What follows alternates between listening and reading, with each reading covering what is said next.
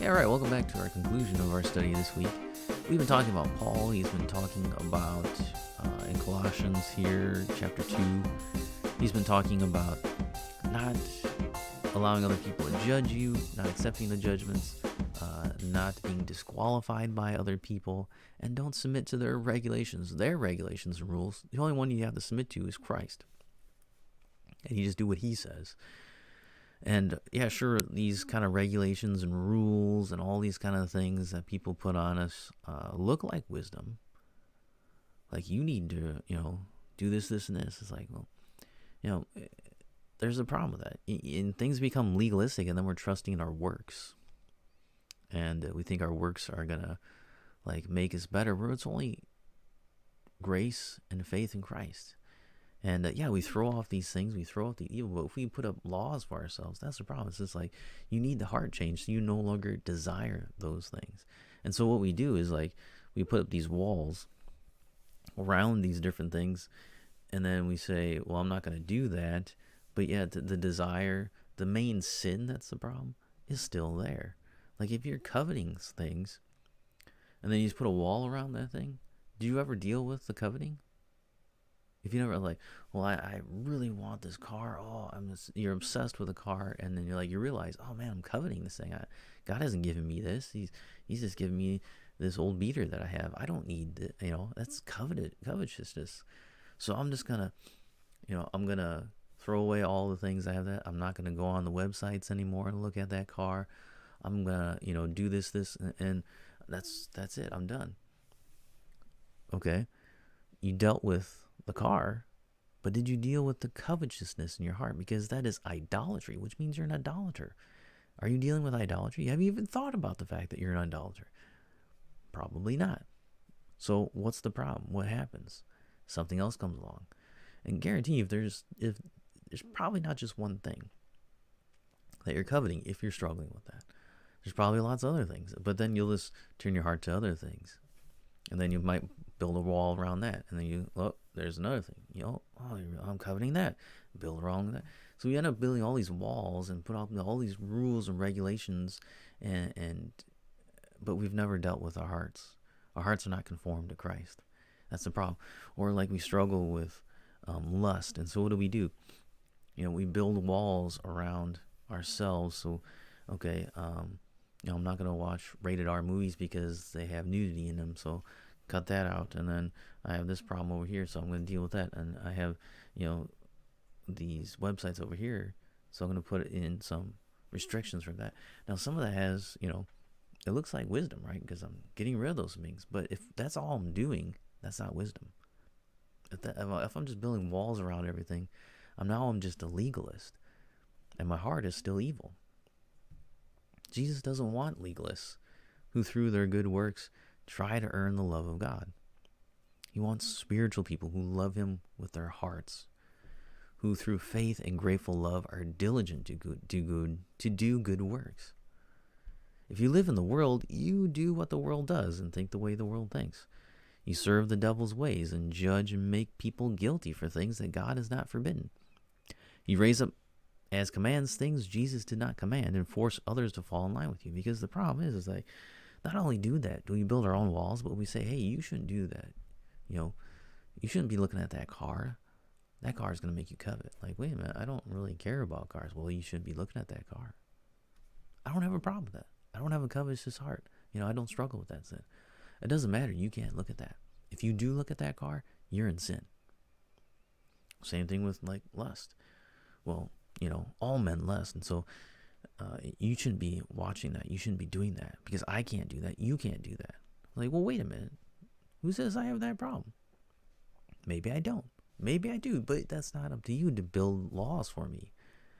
Now, if that helps you, and that helps you overcome and address your heart, that's one thing. But if you're just building walls around things and not addressing your heart, then you're just out and out legalist. And that will have no benefit for you. There's no wisdom in that. But if you are saying, well, I struggle with this sin, and I need to cut this out of my life.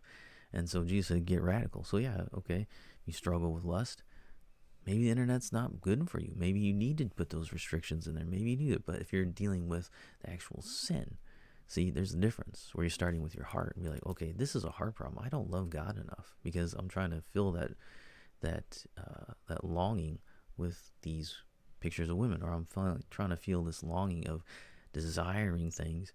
I should be desiring God alone, but I'm desiring the car, and I'm desiring this house over here, this idolatrous thing. I want this to be my God. So that's the problem. We begin to do that, and then we begin to put that upon other people. Like, you shouldn't be doing this, because that was the problem here in Colossae. People forcing all those things upon other people. Like, you can't do that. Deal with your heart. Deal with your heart. So, make no doubt about it, people will always prefer any way worshiping God, which they created, over the commands of God. That's just human nature. Our sinful flesh wants to worship God in any other way except for the way he commanded, right? Which makes sense. Our flesh is sinful. There's nothing good in our flesh. As our flesh desires, hey, yeah, you got to worship. You got to worship God, but here's a different God. Here's a different way to worship God than he told you to do it. And so legalism, and on the other side, antinomianism, which means no law, where you just live in the hedonistic life and thinking God's grace will cover you. Either way is wrong. But then force that upon other people. Like, hey, you can do all these things. You can indulge in all these sins, but God's grace covers you. And so it creates a new kind of set of, it's a law, but it's, against God's law. So you have all those. There's the balance is where we ought to be, the middle in between those two, which is what Christ commanded. But we need to hold on to Christ alone, right? Because we're holding on to all these things, all these other rules and regulations, but we're not actually holding on to God himself. And we need to put no one or nothing between us and Jesus as mediator. He's the only one that can go between God and us, is Jesus. Not your stuff, not your rules, not your regulations, not the things you keep out or the things you keep in. That's not going to get you the mediator that you want.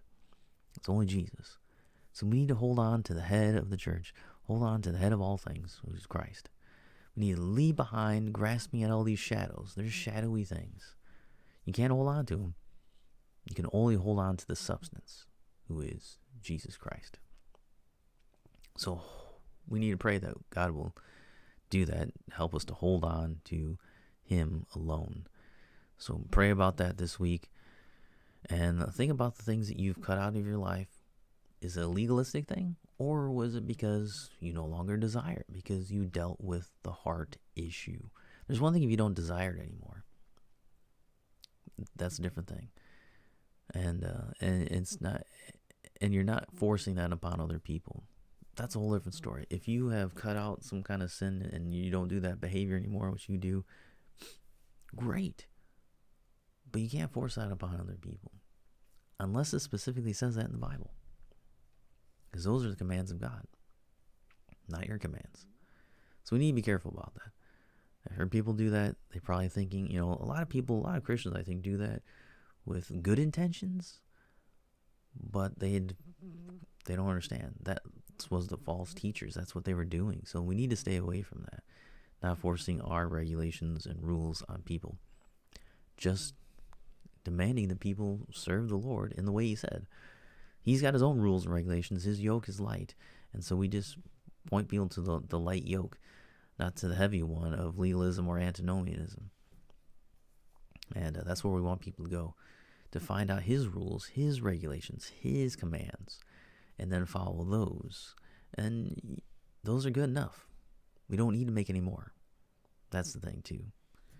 We don't want to rely upon our own rules and regulations because Christ's are good enough. We don't want to put God to the test. So that's the end of our study this week. And next week we'll continue on Book of Colossians. So I'll see you then.